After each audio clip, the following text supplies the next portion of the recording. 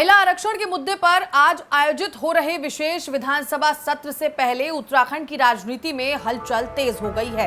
इस अहम विषय को लेकर सत्ता पक्ष और विपक्ष आमने सामने हैं और सदन में तीखी बहस के साथ हंगामे के आसार भी जताए जा रहे हैं। महिला आरक्षण को महिलाओं की राजनीतिक भागीदारी बढ़ाने और उन्हें निर्णय प्रक्रिया में सशक्त स्थान दिलाने की दिशा में एक महत्वपूर्ण कदम माना जा रहा है। मुख्यमंत्री पुष्कर सिंह धामी ने इस मुद्दे पर अपनी स्पष्ट राय रखते हुए कहा कि महिला आरक्षण विधेयक संसद से पारित हो चुका है और अब इसे लागू करने की प्रक्रिया आगे बढ़ रही है।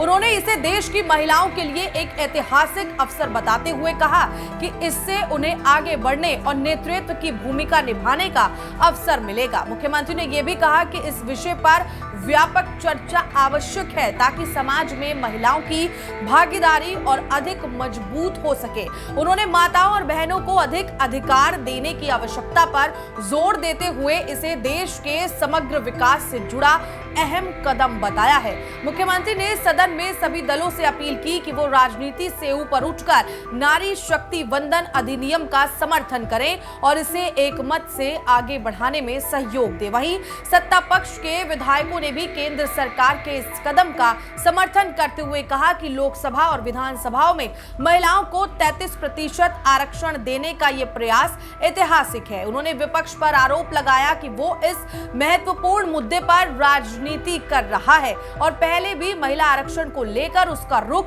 स्पष्ट नहीं रहा। पुरोला से विधायक दुर्गेश्वर लाल ने कांग्रेस पर निशाना साधते हुए कहा कि पार्टी ने हमेशा महिलाओं को केवल वोट बैंक के रूप में इस्तेमाल किया और उन्हें वास्तविक प्रतिनिधित्व से वंचित रखा। उन्होंने कहा कि जब महिलाओं को अधिकार देने की बात आई तब कांग्रेस का रवैया विरोधाभासी रहा है। साथ ही उन्होंने प्रधानमंत्री नरेंद्र मोदी के नेतृत्व में महिला सशक्तिकरण को प्राथमिकता दिए जाने की बात भी कही। हालांकि विपक्ष ने इन आरोपों को खारिज करते हुए सरकार पर ही सवाल उठाए हैं। विपक्ष को कहना है कि मुख्यमंत्री सदन में गलत तथ्यों को प्रस्तुत कर रहे हैं और महिला मुद्दों को राजनीतिक लाभ के लिए इस्तेमाल किया जा रहा है। विपक्ष ने यह भी आरोप लगाया कि सरकार महिला सुरक्षा और अपराध जैसे गंभीर मुद्दों पर विफल रही है। सूत्रों के अनुसार विपक्ष ने सरकार को घेरने के लिए रणनीति तैयार की है। चर्चा के दौरान महिला अपराध सुरक्षा और वास्तविक सशक्तिकरण के मुद्दों को प्रमुखता से उठाया जाएगा। इसके अलावा विपक्ष 2023 में पारित महिला आरक्षण विधेयक को जल्द लागू करने के समर्थन में प्रस्ताव पारित कर केंद्र सरकार को भेजने की मांग भी करेगा। दूसरी ओर सरकार की ओर से संसद में महिला आरक्षण से जुड़े संशोधन प्रस्ताव के खिलाफ मतदान करने पर विपक्ष की भूमिका की निंदा करते हुए प्रस्ताव लाया जा सकता है। ये मुद्दा भी सदन में टकराव का कारण बन सकता है। प्रदेश सरकार ने नारी सम्मान लोकतंत्र में अधिकार विषय पर इस विशेष सत्र का आयोजन किया है जो मंगलवार सुबह 11 बजे शुरू हो चुका है।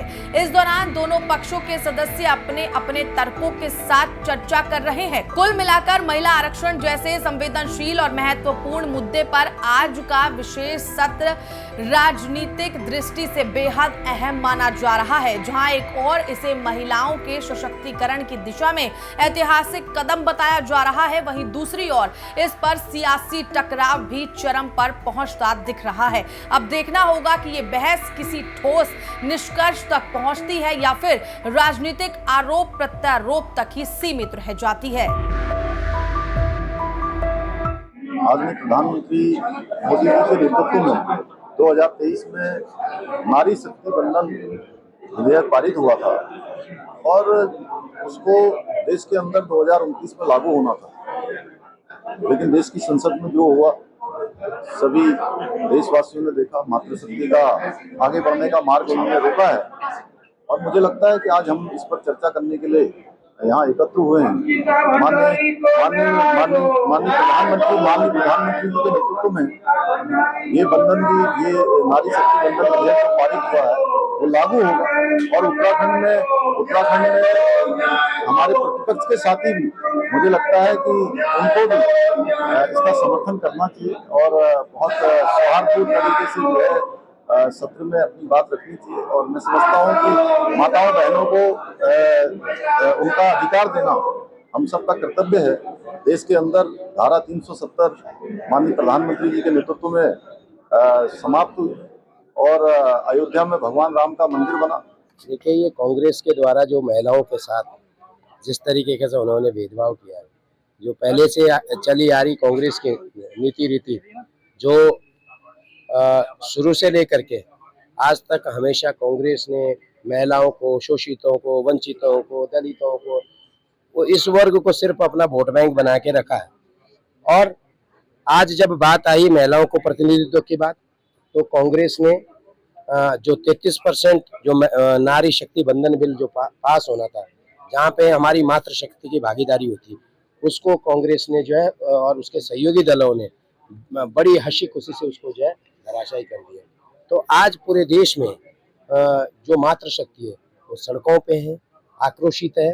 और हमारे देश के यशस्वी प्रधानमंत्री आदरणीय नरेंद्र मोदी जी ने कहा कि हमारी जो महिला शक्ति है, मातृशक्ति है, उसको प्रतिनिधित्व मिले, वो आगे अग्रणी भूमिका में आए।